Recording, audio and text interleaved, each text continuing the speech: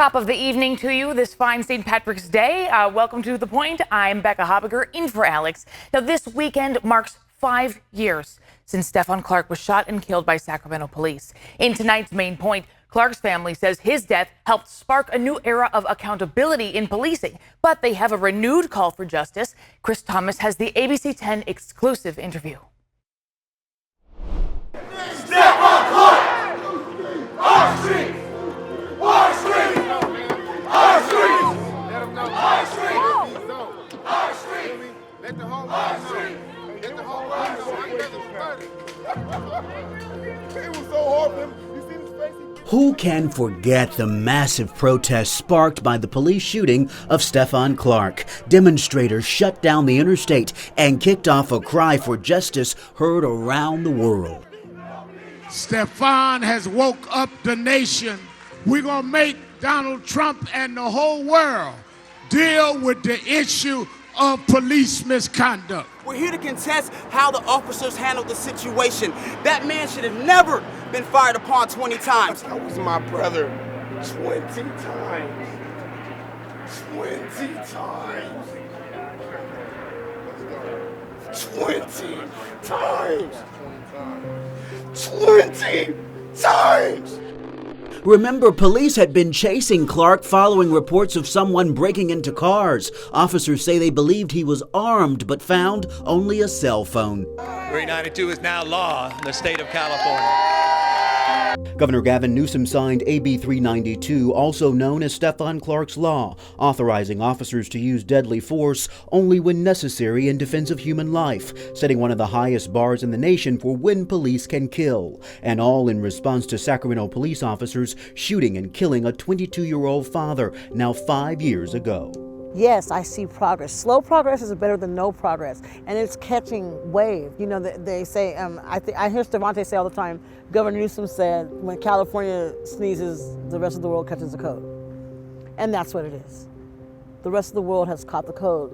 Police will be held accountable. Stephon Clark's mother points to the case of Sacramento's own Tyree Nichols. 5 black officers have now been charged with second-degree murder related to the January 7th beating that led to Tyree's death 3 days later in Memphis. They can kill our babies, but they birth a legacy that they don't even know is coming.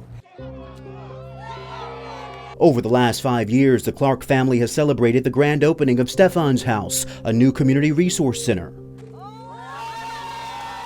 and even welcomed a new charter school and Stephon Clark playground in their Meadowview community. You know I'm emotional, so I'm going to try to stay strong. It means a lot. It means so much that they really thought about my grandson. His grandmother says she no longer lives at the home where her grandson was shot and killed. I just miss them. I miss him so much.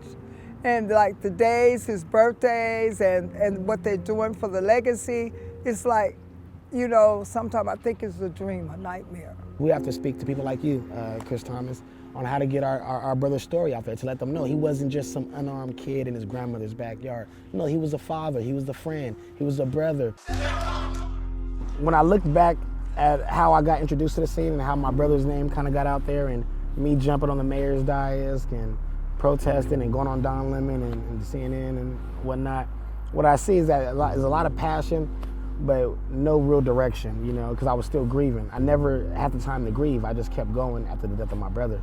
So, you know, we're still hurt. All these schools are nice, playgrounds are nice. But Stephon Clark notes none of it will bring his brother back. We pissed off more than ever before. 5 years later, you know, you do something so bad, a law must be created, yet the officers still work the streets. You do something so bad where the body camera policy has to be updated, yet the officers are still on the streets. You do something so bad where the foot pursuit policy has to be updated and whatnot, and the officers who killed my brother are still on the streets. Everybody knows Stephon should be alive. You create the schools, you create the murals, you create the Stephon Clark Day of Reflection. The city financially supports the Clark family. The city pays the settlements to the Clark family. If you do something, all this is happening and coming out, 5 years later, the officers who killed my brother still walking the streets. We pissed off, we hurt, we love the legacy and all that, but we want justice and accountability on not some levels, but all levels, because we tired of being sick and tired. We're sick and tired of being sick and tired. And so Clark says a new state law and community outreach efforts are first steps.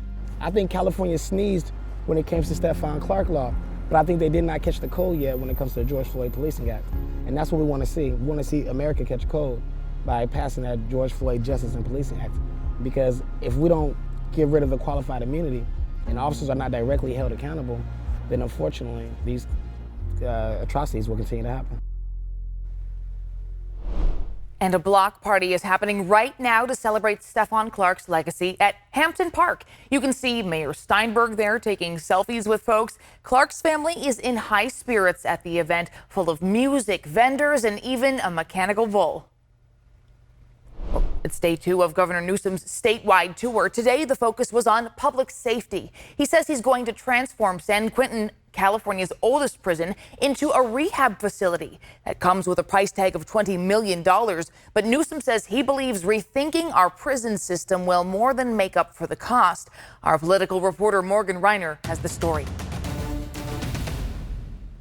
Governor Gavin Newsom wants to turn San Quentin, a maximum security prison, into a rehab and education facility. 2/3 of folks coming out of the prison every single year within 3 years violate some probation order or commit another damn crime. An idea taken from other countries. We want to see these recidivism rates flip on their head. I mean, that's what you've seen in other successful models. They've taken 70% recidivism rates and they've turned them on their head. Norway's down to 20%. Part of the plan is to offer more programs to help inmates once they've completed their sentence, transition into society, and turn one of the buildings into an honor yard. The 80 programs that are well established here, we scale them at a whole new level. Right now, San Quentin is home to the highest death row population in the country. What will happen to them? For the 546 remaining condemned inmates, they will be brought general population throughout the system. Republican Assemblymember Tom Lackey, former law enforcement, says he likes the idea. Rehabilitation is a very laudable goal to achieve. Everybody does win when we get a successful rehabilitation of somebody. But says there's a historical lack of balance in the governor's approach to public safety. Clearly, he believes in offenders first and victims forgotten and is very comfortable with that. The governor is creating an advisory committee to craft the transformation plan, which he said will include victims. Of victims and survivors, critical component of this effort. As for who will benefit from the proposed rehab program, I'm not looking to cherry pick, so to speak, certain offenses. I'm for people that are committed, not passively interested in changing themselves and in turn helping us keep our community safe. The governor says this is just the starting point. The committee will study whether the program is successful and if and how it should be implemented in other prisons across the state. There's a battle over low-income housing in Elk Grove. State Attorney General Rob Bonta says the city violated state laws when it denied a project aimed at building more housing to help people move out of homelessness. Now, the proposed Oak Rose apartment housing project is designed to be a 67-unit supportive housing complex. It would have been in the city's historic district across from Radcliffe Preschool, but the city's planning commission rejected the plan and an appeal back in July. California's Senate Bill 35 requires cities to allow affordable housing in vacant or underutilized land. The Attorney General says Elk Grove broke the law. We were able to quite easily identify another project that was very similar in the same area that was approved and compare it to the Oak Rose apartment project, which is the one that was denied, and could very clearly see, strikingly actually, how similar they were. The only difference is one was a affordable housing project, the other one was market rate. And now for its part, the city of Elk Grove denies Bonta's allegations. A statement from Mayor Bobby Singh Allen saying in part, "We remain committed to supporting solutions that balance the needs of all in the community." The statement also says the applicant has been non-responsive to our attempts to negotiate a solution that we think offers an alternative site with similar access to amenities. It also goes on to say the project was not eligible for streamlined approval and did not meet objective zoning standards. The city has 30 days now to respond to the Attorney General. This home was in danger of being torn down to make way for the new I Street Bridge. But the family that owns it just got some good news this week. That's after the break. It is perplexing that I have to beg my community, my government, for a home that has been ours for 80 plus years. And that was West Sacramento homeowner Mike Sanchez talking with us back in October. At the time, redevelopment plans for the I Street Bridge between Sacramento and West Sacramento called for the removal of his multi-generational family home. We reported on that, and a month later, when the city decided to go with a different plan that doesn't involve his home. Well, this week, West Sacramento City Councilwomen sealed the deal on that newer plan. They voted to approve some environmental documentation and engineering plans that, while mostly procedural, do allow the plan to move forward. So here's what Sanchez had to say at Wednesday's meeting. My home was one of the homes that was going to be affected by the previous plan, so we're very excited to see a new plan. We're going in a good direction, and I want to commend staff on all the work contributed to this, and my family's really grateful, and we're really excited to see it in our backyard and see what comes next.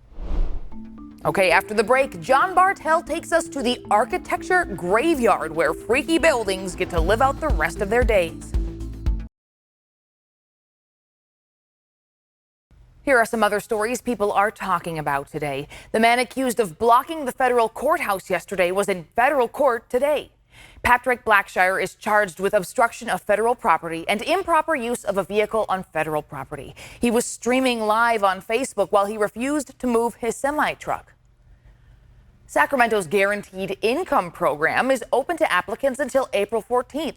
Starting July 1st, selected households will get $500 a month for 1 year to pay for things like food and childcare. Now, you must live in Sacramento city limits and earn less than a certain income depending on household size. And we've got all that information on abc10.com/to-the-point. Just look for the links mentioned page. And Sacramento's Hiram Johnson High School cut the ribbon on its new state-of-the-art sports stadium. It's been in the works for 6 years. With more than 1,000 seats, plus new bleachers, lighting, and more, it'll be home to the school's football, soccer, and track and field teams. It will also serve as a venue for other school events. And check out this video of water flowing in the Yolo bypass after all the rainfall and snow melt we've had throughout the past week. Now, we've enjoyed some beautiful days, but Carly, how long is this going to last? Yeah, we are seeing some beautiful skies right now. I mean, the perfect day for St. Patrick's Day. And, you know, a lot of people want to enjoy their weekends, too. So we know we're going to see that sunshine as well for our Saturday. But unfortunately, for those looking to see an extended period of a break, that's not going to last too much longer, as we will see some of that rain arriving on Sunday. The high pressure system is in place, but it's slowly budging its way toward the east. We do have the low pressure systems just offshore. Now, they will slowly make their way onshore as we start getting into early Sunday morning, and that's when we anticipate that rain arriving for us and then lasting at least throughout your Sunday. And the next system arriving after that, moving from Monday night throughout your entire Tuesday and into Wednesday morning. Now, the winter storm watch has already been issued. This will be in effect until 11 a.m. on Wednesday. The impacts are about 4 to 15 inches of snow on Sunday, and then we can see as much as 2 to 3 feet snow accumulating through Wednesday. There will be travel delays, and we do expect road closures to happen. Now, there is a flood warning. Vernalis, this area here, we've been tracking. We've been looking at this throughout the day. They have reached flood stage for those areas. There is seepage beginning to move into crop areas and outside of those levees, as well as further south, another flood warning in effect just east of Newman until about Monday. They're about 10 a.m. So we are tracking those at least until Monday, as they expect to remain in effect with those flood warnings. Again, rain moving in for your Sunday and then kind of moves out. Portions of your Monday will actually see some sunshine, and then we'll get the next system moving in for Tuesday. Pretty much throughout the day Tuesday, we'll see that rain, those scattered showers, and then clearing out by Wednesday afternoon. We should see at that point in time some more of that sunshine before maybe the next system that following weekend. Like I mentioned, we could see as much as 2 to 3 feet of snowfall expected moving in at least toward Wednesday. Take a look at the 10-day. We will see more sunshine, though, on the horizon after Wednesday toward next weekend. You truly never know what you'll find on the back roads. This week, John Bartel takes us to see the land referred to as the architecture graveyard. But don't let the name fool you. The whimsical buildings here are not lacking liveliness. Some are standing, some are in ruins, and a whole lot of them are covered in graffiti. Google Maps calls this place the Architecture Graveyard, but the word graveyard is not how Professor Mark Cabrina would describe it. This is actually a living thing for us. The correct name for this area is the Poly Canyon University Experimental Structures Laboratory. It may not be as catchy as Architecture Graveyard, but it's truly a working laboratory for students at Cal Poly University in San Luis Obispo. There is some crazy, but honestly, it's also an incredible kind of rational. It's like rational expressionism. This geodesic dome was the first structure to be erected in Poly Canyon back in the 1960s. It kind of looks like a piece of playground equipment, but Mark says it's a testament to the university's motto, learn by doing. The geodesic dome is about how can we create the longest span with the minimal amount of material in the lightest way possible. Over time, the architecture evolved. Take, for example, the Shell House. Built in 1963, the oddly shaped home touches the earth in just 3 places and kind of looks like someone draped a concrete sheet in the air. Actually, that is kind of what they did. So it's actually the rebar draping in this position hung from a crane from this compression ring, and then is shotcrete all around it. And just in case you're wondering, yes, students did live in this house up until the 1990s, and inside, it's pretty weird. Yeah, you could get a nice, maybe a twin-size bed up here. If you thought a home touching the earth in just 3 points was minimal, I do not know what I'm looking at here. You're gonna have to check out the tensegrity structure. It actually floats in the air. Pulling this cable in tension, using these compression struts to then float this roof. Experimenting with different materials is also a big part of what happens in Poly Canyon. Take, for example, the hay bale arch. Students in 2004 stacked up some hay bales like bricks and covered it in concrete, and they're waiting to see what happens. So some of these experiments that you're talking about, they are long-term experiments. Yes, absolutely. The Poly Pavilion is a fun one. At first glance, it looks like one big spider web of concrete, but... Looks like it's one continuous structure, but it's actually made in precast concrete sections. It's made in our shop, down the hill.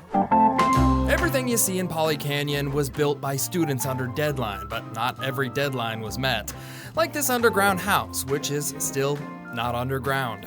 Never completed, but it's still here. It's still, again, like if you think about experimental structures, it's crazy strong. Unlike most laboratories, Poly Canyon is open to the public, and you can literally walk or hike the trails and enjoy the living architecture.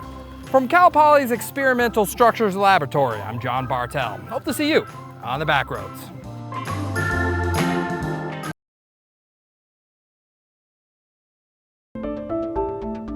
Well, last night we told you about neighbors in El Dorado Hills who do not want a proposed more than 4 million square foot distribution center to be built across from their neighborhood. The so-called Project Frontier would be built on this empty plot of land on Latrobe Road. Neighbors say it would clog their roads and create noise pollution. Well, we heard from some of you at home. One viewer said driving along there is already a headache. Hopefully they make at least adequate improvements. Another said in part, we were looking at El Dorado Hills 10 years ago for our retirement home. Now, looking at all the new homes being built in El Dorado Hills and stories like this one, we are very happy with our decision. And finally, I say build it. All these people are rich and just don't want their lives to be impacted in any way, shape, or form. Sorry, but just because you're rich doesn't give you the right to keep progress from happening. And we want to know your thoughts. So send a text to us at 916-321-3310 or just shoot an email to thepoint@abc10.com. Now, for International Women's Month, some local preschoolers are learning about women in different career fields. I got to spend the morning at Learning to Love Development Center near Sacramento's Oak Park neighborhood. That's because this week they learned about me and my job as a TV news reporter. I was so honored. The kids were so cute, so happy and engaged. Now, the school offers tuition on a sliding scale since some of the kids' families are experiencing homelessness. They're holding a crab feed fundraiser on March 25th. Feel free to join me in supporting this great preschool. You can also simply donate online. We have information on abc10.com/tothepoint. Well, I certainly hope you enjoy this fine weather tonight and tomorrow and have a good and safe St. Patrick's Day. Take care. We'll see you on Monday.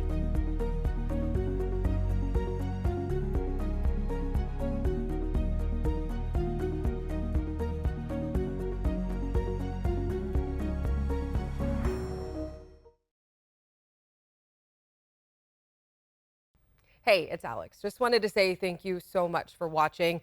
I really love hearing from everyone, and I hope that you'll stay in touch. Reach out to me on Facebook at AlexBellTV, or you can email me at tothepoint@abc10.com, or you can even send me a text message at 916-321-3310.